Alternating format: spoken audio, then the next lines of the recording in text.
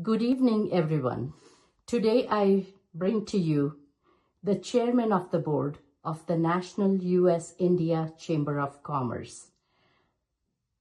Our chairman is Ambassador Sam Zakhem, who is the former ambassador to Bahrain, representing United States in the Middle East. Ambassador Sam Zakhem has been the chairman of National U.S.-India Chamber of Commerce for last 20 years. Here is Ambassador Zakhem with some remarks for this evening. Thank you, Ms. Voria. Thank you. You're the founder and the president of the National U.S.-India Chamber of Commerce. So on this 20th anniversary, I want to congratulate everyone involved in our chamber. And on this occasion, I want to also congratulate those involved in the founding of the new chamber in the Pacific Northwest region of the United States of America. India is the largest democracy in the world, and with the biggest democracy in the world, India, and the strongest democracy in the world, the U.S., we have a big responsibility in the world today. And I want to congratulate our president, Ms. Voria, for her foresight and for her wisdom of having created the National U.S.-India Chamber of Commerce at a very important time in the history of our world.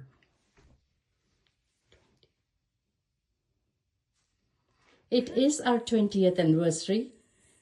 Thank you, Ambassador, for your services. For the last 20 years, you have remained with our chamber.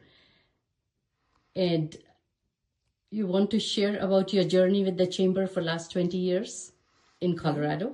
Well, with the creation of the new chamber that Ms. Voria is involved in, for the Northwest of the United States, this is a great achievement again, and I look forward, maybe not personally, but for all of you here, for 20 more years of progress, leading the way India in Asia and America, this side of the world. India should be very proud of its Prime Minister Modi. I was privileged to meet him when I went to Washington with Ms. Voria to meet him. He addressed the Indian Americans, those immigrants from India to the U.S. He was so gracious to tell his own people, you now live in the United States, pay allegiance to America, you are American. What a great leader Mr. Modi, Prime Minister Modi is. I feel very privileged that I met him personally and became friends with him. Thank you.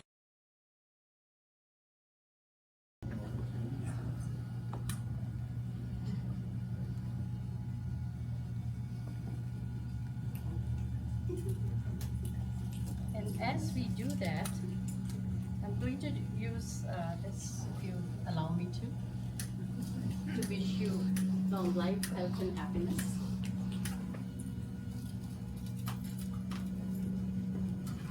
As you may notice, we have Lord Ganesh here and we have Lakshmi Ji. Without wisdom, you cannot make money. And if you don't have the wisdom to keep it, then also it's not good. So Ganesh Ji and Lakshmi Ji always sits together, And anytime we begin something, we always do it with that.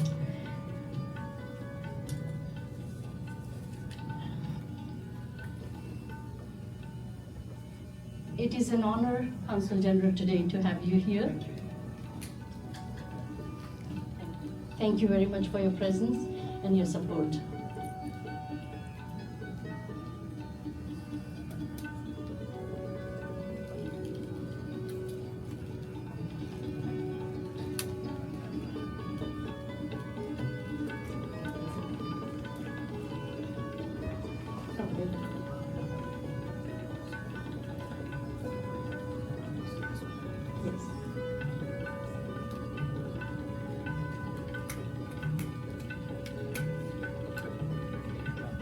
In Rainier, the culture is such that anytime you begin something, you always begin with the name of God.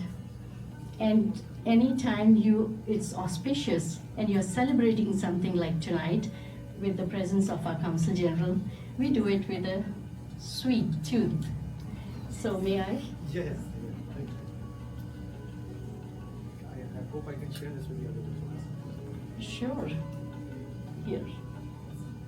We always use this, and Sunny, did you? Yes, sir. Okay, okay. It's part of our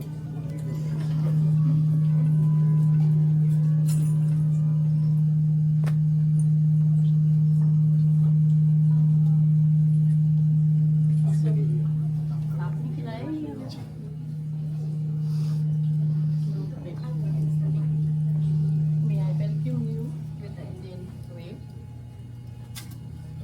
This is for your long life, health and happiness. What? To do business with any country in the world, you must know the culture of the country. So that's why, thank you, Consul General. I appreciate your presence, and please say a few words to us.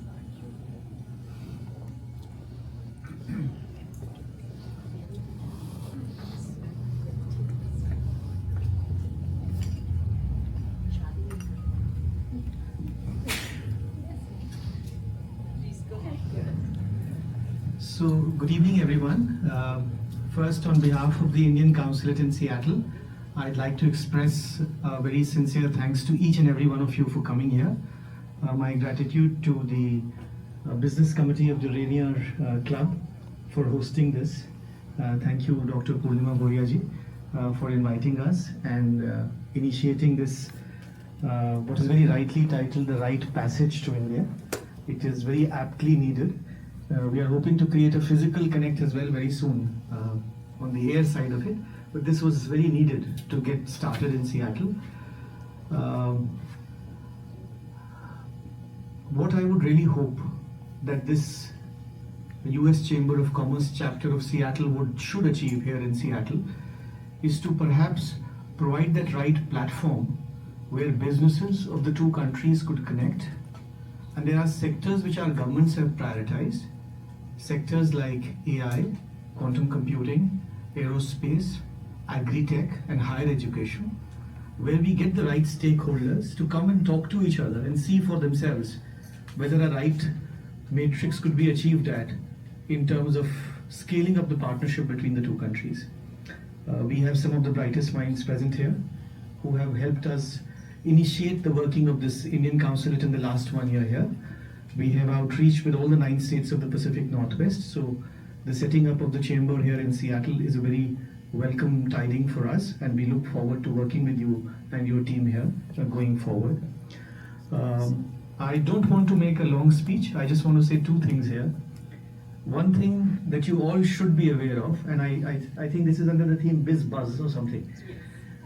I would say in India, particularly from the part of the world where we come from, there is a lot of buzz about India for business reasons purely. We are at this point of time the world's fastest growing economy. For 2025, our forecast is 6.4%. The next country is close to 5.1%. So there is a very big, significant economic indicator that you are talking about. We are presently the world's 5th largest economy. We hope to be the 3rd largest in the next 5 years. And we have a lot of good stories to tell. The best story that I tell these days is just on the digital side of it. 50% of the world's digital transactions that happen in a day happen in India alone. So if you were to add, and this is a statistically accurate fact, I couldn't believe it. If you were to add the number of digital transactions that take place in China, South Korea, Thailand, and Brazil in a day added together, India's digital transactions are 1.5 times that all four put together in a day. That is how much our digital payments platform has leapfrogged in the last 5 years plus. It's a huge jump that we've made. So we have a lot of bright stories to tell for, given the demographic dividend that we enjoy at this point of time. So I hope through this chamber we are also able to tap into the digital public infrastructure that's coming out from India and integrate it in other global southern settings. We recently also had the visit of our Prime Minister to Washington, DC. He was one of the first few leaders who had met the new administration. And I'm very happy to note that irrespective of the changes in administration, the strength and support for India has been bipartisan, it has been consistent, and it hopes to stay that way. There's a phrase that has now been adopted for the India-US partnerships. It's called compact, which is, in a sense, it stands for catalyzing the opportunities for military partnerships and accelerating commerce and technologies. So if you look at where we are scaling up now, the focus is on three things: defense, trade, and technology. And in all of these verticals, we hope that this region, particularly with JBLM headquartered here, huge things that we have a conversation in defense with the US side, can be scaled up. So there is immense, I would say, unfulfilled potential that we can contribute to from this area. Thank you once again to the National US India Chamber of Commerce and Rainier Club for hosting this, putting this together. I see a large number of Indian Americans here. Indian Americans have lots of reasons to be proud for what they have done here or for back end. I must say that Purnima ji shared with me a story we which must celebrate, which is the return of our one Indian American astronaut, Dr. Sunita Williams, yesterday, back on Earth. Of the many things that Indian Americans have done good here, this is another unique story, a fabulous story which we must celebrate. Our Prime Minister tweeted it out and said a message. So that's something good to look forward to. Once again, have a great evening. Thank you. Thank you very much. We celebrate with mithai, so I'll give it to them and you guys can take a little bite. I can start from here. That's it.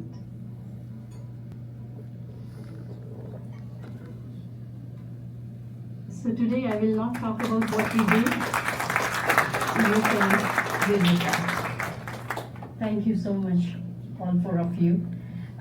Sunny Singh is one of the stalwarts. You may take your seat. Welcome, Sun. You're so kind. Thank you for the intro. She's actually extra kind to me in my introduction. I'll take a few minutes. I think what might be of interest to all of you is a bit of a abridged version of my journey. In Seattle, I've been here since '93. I spent half my life in India, half my life in the US. And I came here, like a lot of people, to study. I went to Montana State. I was in Montana for 6 years, 3 years to study, and then 3 years I worked over there. And coming from a big city like Delhi, I had to get out of there, even though it's God's country. If you've been to Montana, if you've been to Bozeman, Billings, and other places, Yellowstone, you know it is God's country.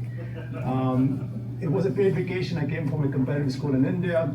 So when I was studying in Montana, I took a lot of fun classes. I took equestrian classes, dance classes, fashion classes, because the women were there. And at one time, I wanted to be a fashion designer. But it wasn't, it was skiing classes and whatnot. So it was a really good time for 6 years. But then I moved to Seattle because one summer when I was in Montana State, I went to earn money to send back home because I came on a scholarship and I couldn't even afford an air ticket coming over here. So the air ticket was loaned from a bank, but I worked in Alaska and I went through Seattle and I fell in love with Seattle. I said, when I move out of Montana, I will move to Seattle first. If I don't find a job in Seattle, then Minneapolis, don't ask me why. And then California was my third choice. And I'm very happy that I landed up over here. Very soon I found I was a corporate misfit. And I did two jobs, and by the end of the second job, in both the jobs, they were ready to fire me after year one. And I did a lot of soul searching. I said, I might not be the smartest guy in the room, but I'm definitely not the dumbest guy in the room either. And so I said, I have to do my own thing and run my own pace. And I'm a very bad listener to things that I believe. If I have to do something, I don't listen to others too much. And everybody knows it, even all the astrologers I talk to know it. And so I started my business on my credit cards in '96 because I had no idea of venture capital. I didn't have an idea how to raise money. All I knew was I wanted to do something on my own.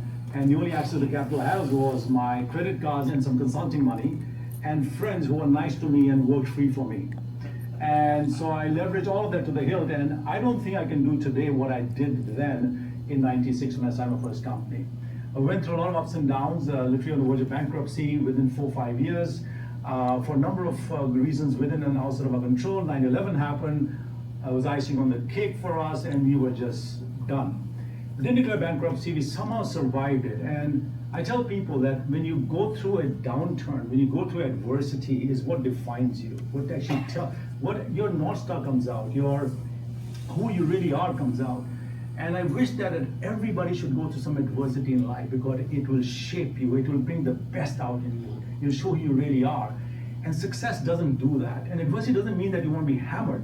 Adversity means you go through some tough times and make it tough. It's just like a sports person, right? An elite athlete makes it tough for themselves. It's not that I want adversity and I want bad times to come to me. They work so tough, their workout is so tough, their regimen is so tough that is differentiated, is different from any other athlete, and therefore the race to the top is the small things to do. So I believe that going through adversity and then taking it head on, don't become a victim of it.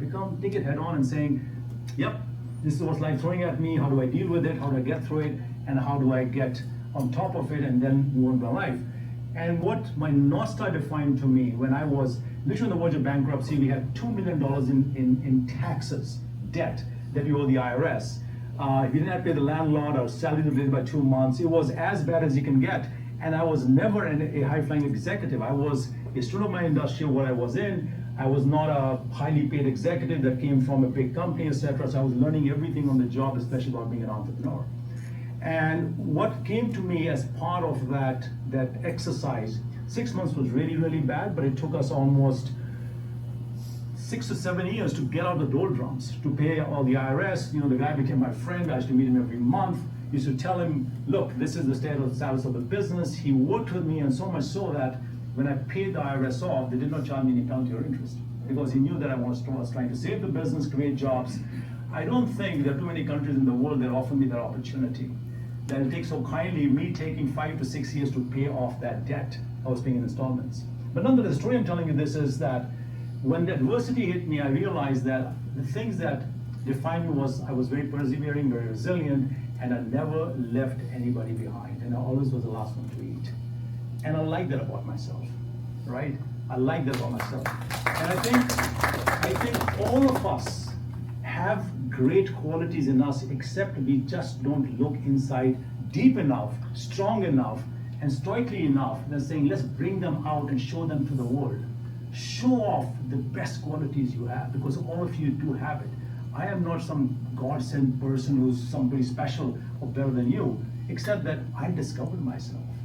I went through some really trial and tribulations in life, that personal ones too, but really let me figure out who really I am. And when I talk to kids, and the parents really don't like me because I'm very blunt with them, I said, be reckless, experiment, explore, discover it, and figure out who you truly are and what you want to do in life, and find that purpose, because that's the process of discovery. When you find your purpose, there's nothing holding you back.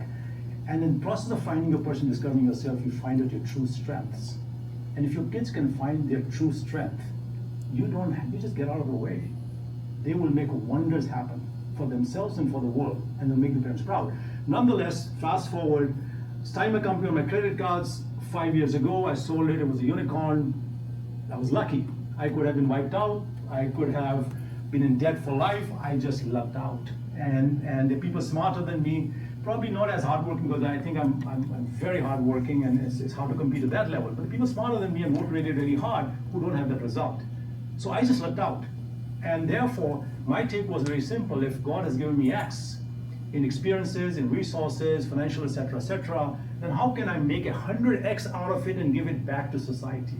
Because that's why the forces to be, whether you call it God or nature, whatever, gave me that, made me so lucky, right? And so I started a company called Round Glass, predating my exit from my last company called EdFX, which had the second exit. We had 2 exits, one 5 years ago and one just now, because I had interest in the company still. And I started the company around holistic well-being, out of total disenchantment of the healthcare system.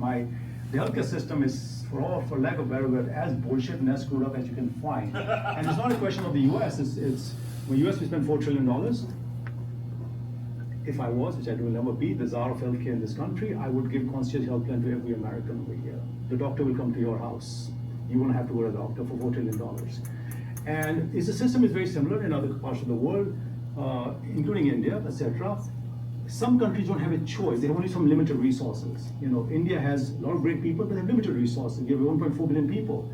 US has 300 million plus people, has a lot of resources, but a very screwed up healthcare system. So it is a system that's a problem. Resources notwithstanding, it's a system that's a problem.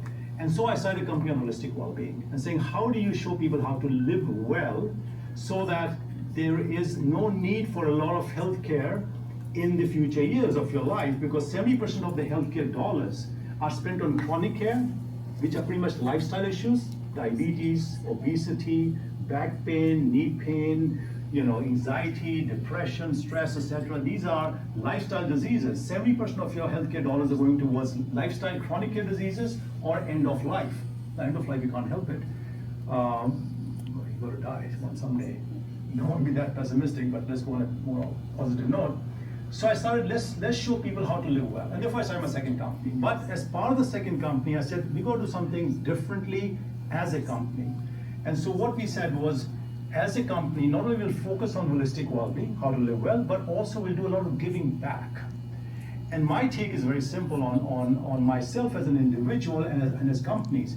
I believe that every company should take ownership of an issue, a partial or a full, but own that issue. Not write a check to a foundation and saying, you go fix that problem. Because, truth be told, corporates do create problems for society. Intended or unintended, known or unknown, sooner or later. Social media creates problems. Packaging creates problems for us. So my take is that and what are companies really best at? Companies are best at solving problems. If they were not best at solving problems, they will disappear. There is no safety net. They can go up and down, but they have to be very good at solving problems. So if they take ownership of a social issue and put their people on it, put money behind it, and then partner up with foundations for implementation of whatever they might want to be, then you will see that there will be no problems left in the world to solve. If every company took that attitude. We took the same attitude in Round Glass. So we said, okay, what excites me? What am I passionate about? And what it was I was passionate about India and the US. I have 2 homes, half my life. So I said, I'll do things that pertain to US and India and things that pertain to India. In India, we're doing a lot around the environment, chronicling and documenting the biodiversity of India, which they think of Nat Geo for a region with a purpose and a soul. We are doing a lot of women equity. I don't believe in women empowerment, sorry. I believe in women equity. I'm an entrepreneur. What I had to do between me and success was just get out of my way and give me access. Let me work hard and give me the infrastructure so I can succeed by working hard. I believe women, if just given access and given mentorship and access to resources, can do better, if not as good, better than anybody else in this world. So I don't want to, for me, empowerment is being subservient. I have to do something for you. No, I don't have to do anything for you. I have to get out of your way and give you an equitable platform to play. And that's all we need. Entrepreneurs succeed just like that. Why can't women succeed just like that? So we have women equity programs. We have youth programs around sports and learning. So we're doing a lot of stuff around the villages in Punjab, national level biodiversity projects, as well as a lot in sports. I will wrap up very quickly in the next few seconds. One of my dreams is to take India to the World Cup of soccer, while the rest of the world calls football, by 2038. We will see you there. And the other thing that is very dear to my heart, which I think relates to the thing we're discussing over, is the bilateral between US and India. Because India, I think, has a huge competitive advantage that I don't think any other country has, and that's Indian Americans. They're the richest diaspora. They're one of the most accomplished diaspora in terms of quantity and quality. And if Indian Americans become the glue between America and India, it doesn't matter who's at the top. It doesn't matter what turbulence you experience at the top. The air is always flowing smoothly at the platform level. Thank you for inviting me. You were very kind to give me the introduction you did, but thank you for everything. And if you have any questions, I'll be happy to take there's a hand over there before I give back. Can I ask a really quick question, because you obviously care a lot about sports in India. Yeah. What's your own criticism about why India doesn't win as many Olympic medals unless it's somebody who's just on the border throwing javelins at China? Oh, you want to ask me a controversial question? No, I think it's there are a few factors. And we have a lot of experience. We have 4 academies in India. We have a football academy, what we call soccer here in our country. We have a field hockey academy, tennis, and we just started a golf academy. About 200 elite athletes across India that we have scouted. We are almost number one, pretty much number one, number two sometimes, but almost number one in all of those sports. In tennis, for example, we won 600 titles in the last 4 years, national, international. Our hockey teams, under 14, under 19, are number one in the country. We are thrashing everybody. Now, why is it that we are able to do something that the others are not in a short duration of 4 or 5 years? Now, if you look at sports, and if you look over here, I was recently in Holland also, and it's an eye-opener. Holland has 3,000 football or soccer pitches. They got 1,000 hockey pitches in a small country like that. India barely scraps 100 to 150 hockey pitches. That too are not of the top quality, right? So what we are building is, so I'll tell you what we are doing, which is not happening in India. I think they'll answer your question. Number one, we said you have to have a long-term plan. So our first phase is 20 years for each of the sports. Number two, you must scout really, really well. Number three, you must have great technical staff. Number four, you must focus on the holistic development of the athlete, which is very differentiated because their first job is on us. Whether they become a professional athlete or they come and join us, or we get them a corporate job. So they can just play their heart out. This doesn't even happen in the US where an athlete's saying, you will take care of us. No, you bring glory to our college, you bring glory to our club, but when we're done with you, we're done with you. I think that's so unfair to people who give their lives playing for a college or school or a state or the country. And most importantly, infrastructure. We are building an infrastructure over 200 acres, which will be state-of-the-art that India has never seen. FIFA-size quality soccer pitches, Politan hockey pitches, about 600 capacity residential program, pro athletes, performance center. We have used well-being into their lives, etc., etc. So long answer, but we are doing things that don't exist. And in youth development, there's no money. And Indians are very focused on commercial success, and rightly so, because saying, look, how do I make money? Because it's important for me with limited resources. For us, is how do you develop the youth? So the mindset is very different. I have a question for you.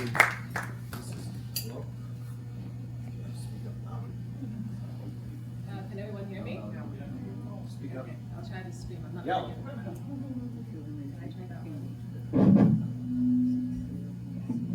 Well, first, thank you for coming. I missed the introductions earlier, but I lived in India for 4 years. I was based in Hyderabad. I lived my best life.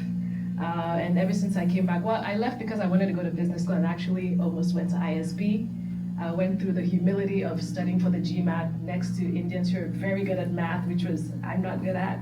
But eventually came here, but always kept open the opportunity to maintain, business engagement with India. I kept a lot of my contacts there. I don't know what that sound is. I don't know if they have some questions. Like your question. So I guess my question to you is, with the growing, increasing trade tensions between the US and China, a lot of companies are looking to India as a stable alternative. Are there any underappreciated barriers that you might like to share with people who might be interested in, engaging or partnering with businesses in India? Any misconceptions that Americans usually have when they try to enter the Indian market that you can sort of share with the audience? I'll express my point of view, but there are varying points of view. Number one, Indians, people all over the world are good people. My take is, it's not that because I'm an Indian. Indians are good people. If you don't believe in that, land up in India and see the hospitality that you get. You'll be floored. You will be floored. They'll kill you with their tenderness, their love and caring. Number one. Number two, India is a wonderful place to do business, but you have to be patient. You have to understand the systems, you have to find the right partners, and you just have to be careful. Why? That's business as usual. Any place you go which is highly competitive, you're 1.4 billion people, a growing economy, you're not 20 trillion, you're not 330 million, you will find people who will be cutthroat business people. And some of those business people will cut corners. But that happens all over the world. So you have to understand what does the country have and what the country doesn't have, navigate intelligently and have good friends to guide you. But is it a great place to go and establish the next 20 years? Absolutely yes. Look at the stock market, decade after decade, done really well. Look at Indian businesses, done really well. Look at Indian Americans coming out, starting business, done really well. So that means Indians have it in them to do a lot of these things. Find those Indians and partner up with them. And discard those Indians who are not right for you. So my take is be intelligent and smart about it, and be patient about it. Don't go saying, look, because we have here in the West particularly, we have the impatience, I want things now, quickly, where can I get food? Let's go to McDonald's kind of attitude. That doesn't work in India. India has to be very, very patient. But if you take a long-term view, I don't think you can fail. If I was in India, I would have still succeeded, except it would take me longer. Yeah. Well, thank you for your inspiring words. Thank you again.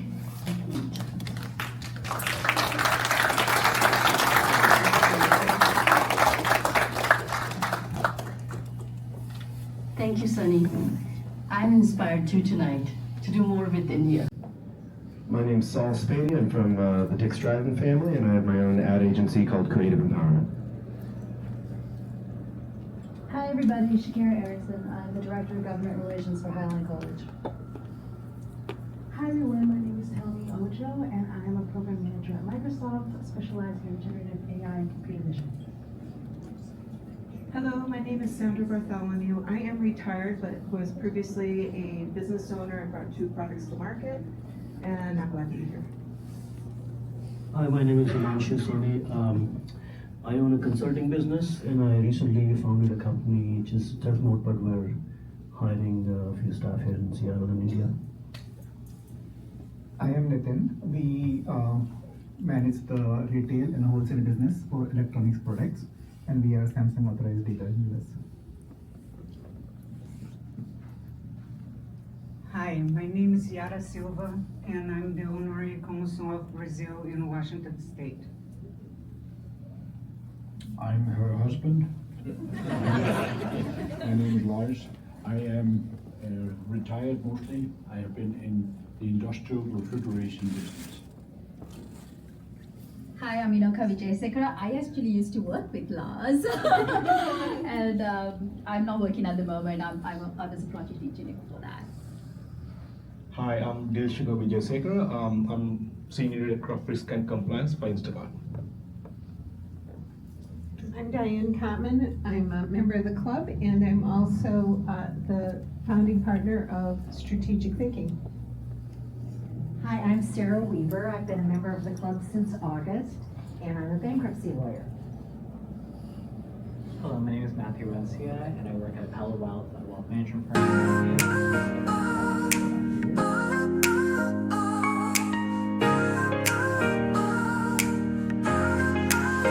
From east to west, we build the way with dreams that shine like Sur each day. Commerce and culture, hand in hand, guided by love for this RT. Through Medoc and Vision True, Dr. Voria leads bold and new. From MBDA to Chambers wide, she's India and America's pride. Now, Nick, we rise as one. Under the sky, a brighter dawn. With Vishwas and Satbetherness, so strong, we harmonize the world in song.